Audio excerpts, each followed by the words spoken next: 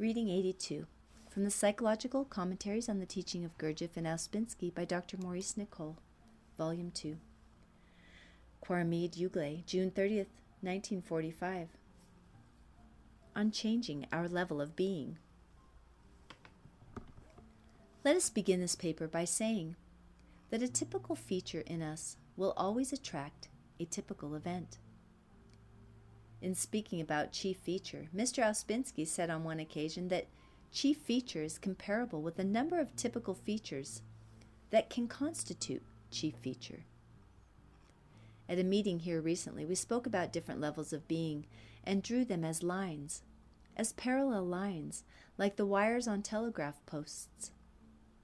It was said that if we could raise the level of our being even a little by work on ourselves, which is the only way to do this, we might get to the next parallel line above our present level, and thereby avoid a number of unpleasant things that would inevitably happen to us were we to remain on the same level. If we always behave typically, characteristically, and that of course means mechanically, if we are simply machines reacting to life and to people always in the same way as we have always reacted, then we shall always be following one telegraph wire, one line of being. We shall always be following the lowest level of our being, that is the mechanical level. A person who does this does not transform his life in the least possible way. So life always meets him in exactly the same way. The same things, the same situations, the same misunderstandings, the same difficulties always meet him or her. In a way you can, as it were, deduce your level of being from noticing what always happens to you, because your level of being attracts your life. This means that your life is your being. Your life is an expression of what you are. Therefore, your being is what you are, and all that happens to you in life is the result of your level of being. Of course, if you are perfectly satisfied with your life, there is no necessity for you to attempt to change your level of being. But I have always noticed that people who say that they are satisfied with their lives are not really so at all. They say things like this to me: I am quite satisfied with my life, but I dislike this or that person very much. Or, I did not have a proper chance. Or, I am very worried about someone. Or, I do not seem to get on properly in the way that I should like, for I always have these recurring difficulties. Or, these people do not seem to like me. Or, I do not think I am appreciated properly, and so on. Yet, they say that they are satisfied with their lives. What I am trying to say is that people do not see any connection between their being and their lives, and as you know, one reason is because no one ever thinks that what happens to him in life is anything to do with his level of being. People do not see that their level of being attracts all these things which they regard as having nothing to do with themselves. But the work teaches that it is your level of being that attracts all this and keeps you constantly under its influence. On one occasion, Mr. Ouspensky said, "Can you see your level of being at all yet? Can you see where you stand in the world of being yet?" Now I would ask you, do you understand about levels of being? Do you understand how deeply the work is based on different levels from the ray of creation downwards, and how everything is at a certain level of being in this vast scheme of being, reaching up to the being of God? The question then arises in a practical sense: how can we change our level of being? What is it we have to do to change this level of being that we speak of as all having? The answer is that the whole work is about changing our being and giving us methods as to how to change it. We spoke briefly of the Sermon on the Mount as being a practical illustration of how to change one's level of being, and we took the first saying: "Blessed are the poor in spirit, for theirs is the kingdom of heaven." Now, bliss is a wonderful thing to touch. The work says that we must practice non-identifying, and non-identifying begins with not identifying with yourself. Now, if you are full of yourself, you are rich in spirit. But if you begin to observe yourself through what the work teaches about identifying, you will become poor in spirit. That is, you will not identify with yourself so much. What will the result be? You will find what for you is bliss. You will find an enormous relief, a strange kind of happiness in no longer having to keep up the idea of yourself with which you were formerly so identified. Now here you have a quite direct, practical method of changing your level of being. The work also, as you know, speaks of many other methods which have to be applied at the moment. All the practical work, all the directions given to you constantly in terms of the original teaching, belong to methods of changing your being. That is why I say to you so often, do you know practically what the work teaches that you have to do?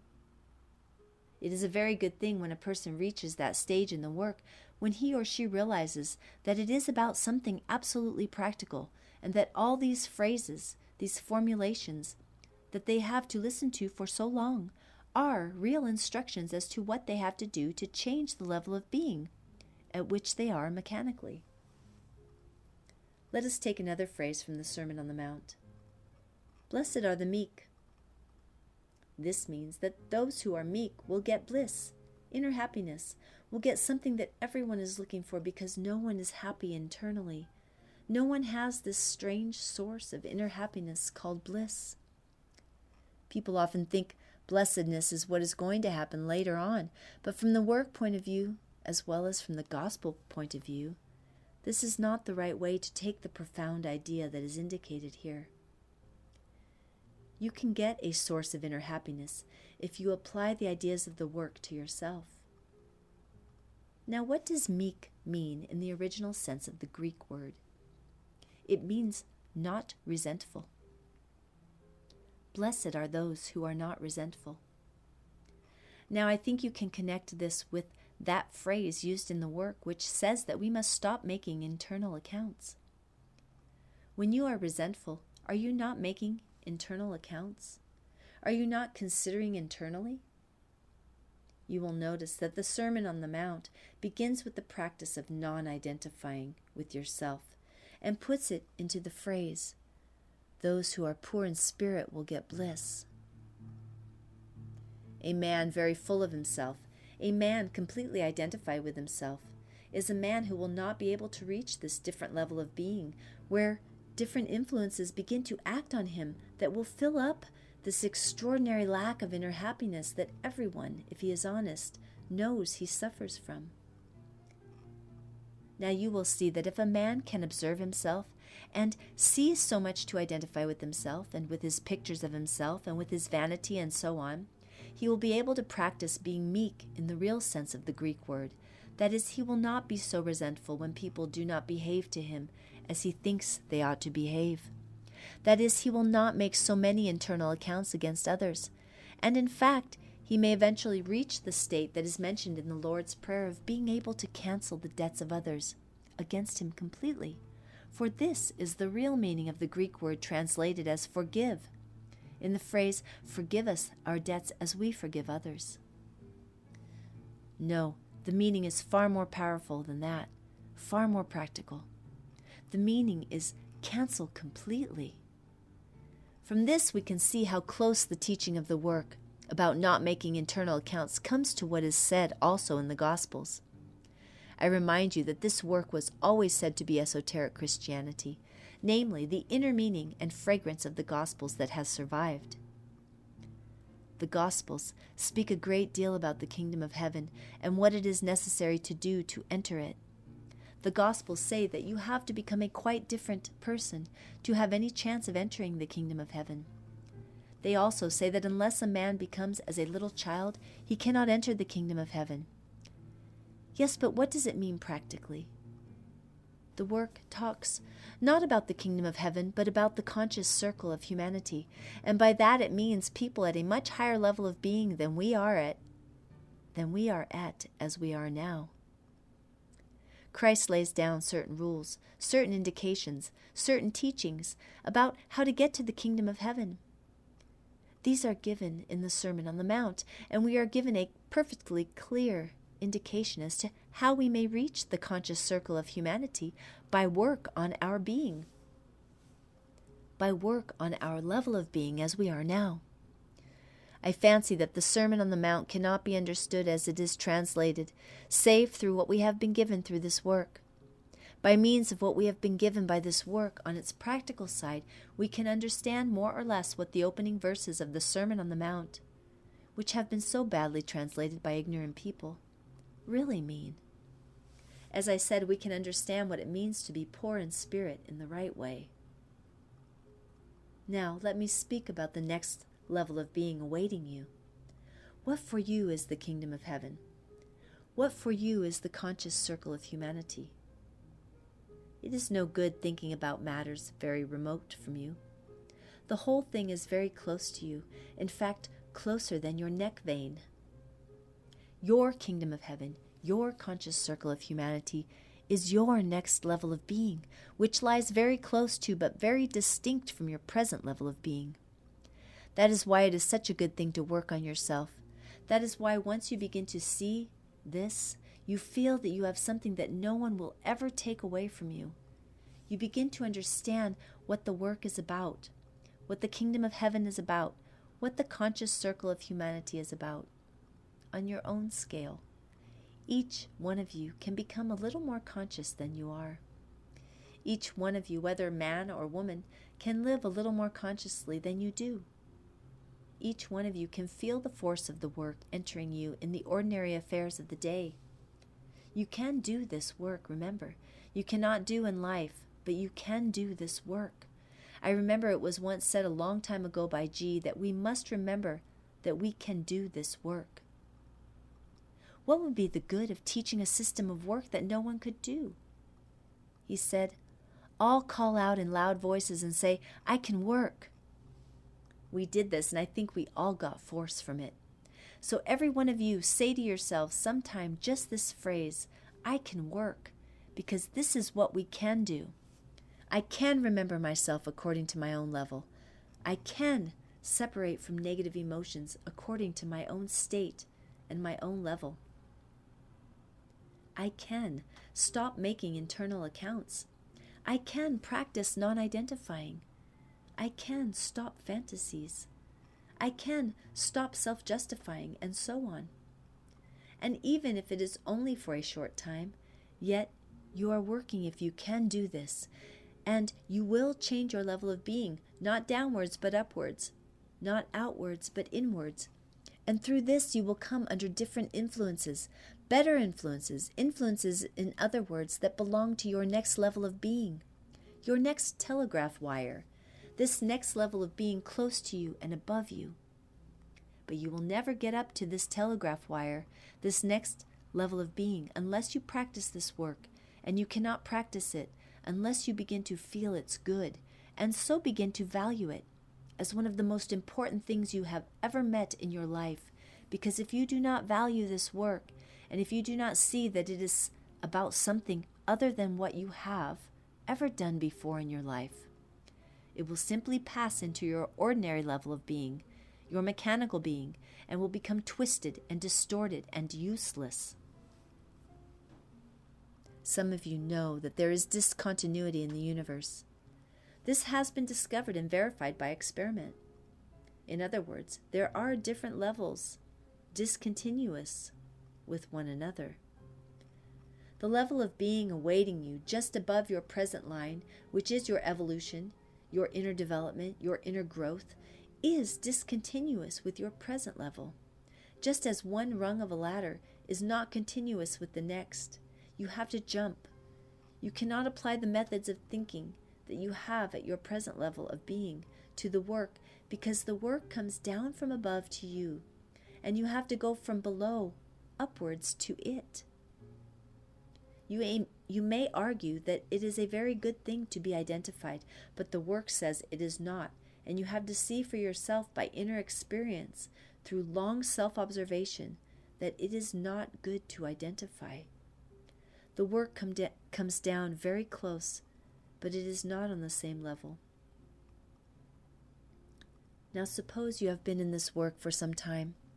and you have heard many things said in the work, and you have always taken all the things you have heard just on the level of your being, as it is now. Then I will tell you at once that you have never tried to apply the work, but simply listened to it. You have never observed yourself from what this work teaches. You have no work observing I formed in you. You have never seen where and how you are identified with yourself. You have never observed your pictures, your imagination of yourself.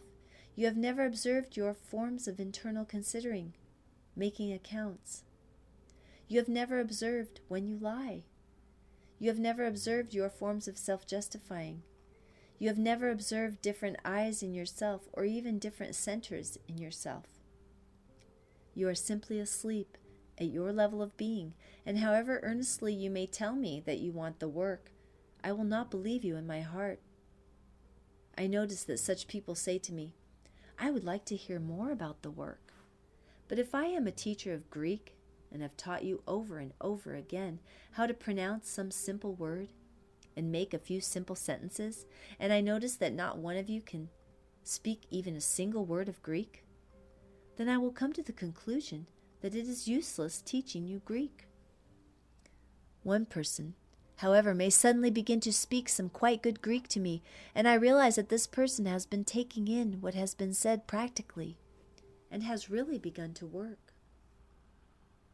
So once more at the end of this paper, I will ask you again, as so often, what work have you done on yourself today? Have you observed, each one of you, anything of what the work teaches you about yourself? Have you noticed yourself being very identified? Have you noticed yourself being negative? Have you noticed yourself laying up a lot of accounts against others as by criticizing them, seeming superior to them, thinking they are fools? Have you noticed your forms of imagination and given them free play? Have you been full of self-pity? Have you been gloomy and depressed and useless to others? Have you spoken only mechanically and said things mechanically when you might have said things more consciously? Has the day defeated you, or have you defeated the day? Have you lost force all the time, or have you gained force? Have you got the feeling that you are doing something else than merely living the day and objecting to it? Have you gone to the day, or has the day made you go to it? In all this, you will see a great difference between living mechanically and living your life more consciously. We all suffer from our level of being. We have to see that we ourselves have to do something, each one of us. The mechanical way in which we take everything characterizes our level of being.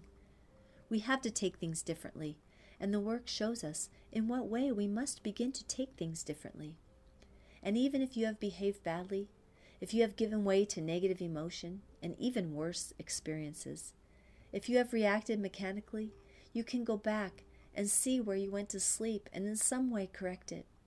And remember next time that you have to live more consciously, for all this work is about how to live more consciously in mechanical life.